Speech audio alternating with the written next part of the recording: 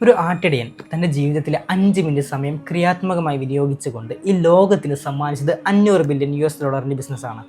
9-ാം നൂറ്റാണ്ടിൽ കൽദി എന്ന യുവാവ് ആഫ്രിക്കയിലെ ഇത്യോപ്യയിൽ ഒരു മലഞ്ചെരുവിലൂടെ ആടുകളെ മേടിച്ച് നടക്കുകയായിരുന്നു. ക്ഷീണിതരായ തൻ്റെ ആടുകൾ ഒരു ചുവന്ന ബെറി കഴിക്കുകയും ഉത്സാഹിതരാവുകയും ചെയ്തു. അത് കണ്ട കൽദി ആ ബെറി ചവക്കുകയും ചവർപ്പ് മൂലം തുപ്പിക്കളയുകയും ചെയ്തു. ശേഷം വീട്ടിലെത്തി ചൂടുവെള്ളത്തിൽ ചാലിച്ച് കുടിച്ചപ്പോൾ വല്ലാതെ ഉന്മേഷവും ഉത്സാഹവും അനുഭവപ്പെട്ടു. ആ താഴ്വാരത്ത് രാപ്പകൽ പ്രാർത്ഥന മുഴുകിയ സൂഫികൾക്ക് ഈ പാനീയം നൽകുകയും അവർ ഊർജ്ജസ്വരരാവുകയും പിന്നെയും ആവശ്യപ്പെടുകയും ചെയ്തു. പിന്നീട് ഇത് യമനിലേക്കും ഈജിപ്തിലേക്കും അങ്ങനെ ലോകമെങ്ങും പ്രാബല്യം നേടി. 17-ാം നൂറ്റാണ്ടിലാണ് ഇന്ത്യയിലേക്ക് കോഫി എത്തുന്നത്. യമനിൽ നിന്നെത്തിയ ബാബ ബുദ്ധ എന്ന സൂഫിയാണ് ആദ്യമായി കർണാടകയിലെ ചിക്ക്മാംഗ്ലൂരിലേക്ക് കോഫി എത്തിക്കുന്നത്. പിന്നീട് ഇവിടെ കൃഷി ചെയ്യുകയും വ്യാപകമാവുകയുമായിരുന്നു. നമ്മുടെ ബുദ്ധിയും സമയവും ഫലപ്രദമായി വിനിയോഗിച്ചാൽ വലിയ സാധ്യതകൾ നമുക്ക് തുറന്നു ലഭിച്ചേക്കാമെന്നതിന് ഉത്തമ ഉദാഹരണമാണ് കൽദി എന്നറിയപ്പെടുന്ന ആട്ടിടയൻ ഖാലിദ്. ഈ വിവരം എന്നിലേക്ക് എത്തിയത് നടന്നു തീരാതെ എന്ന സിൽവാൻ മുസ്തഫയുടെ ഈ പുസ്തകത്തിൽ നിന്നാണ്.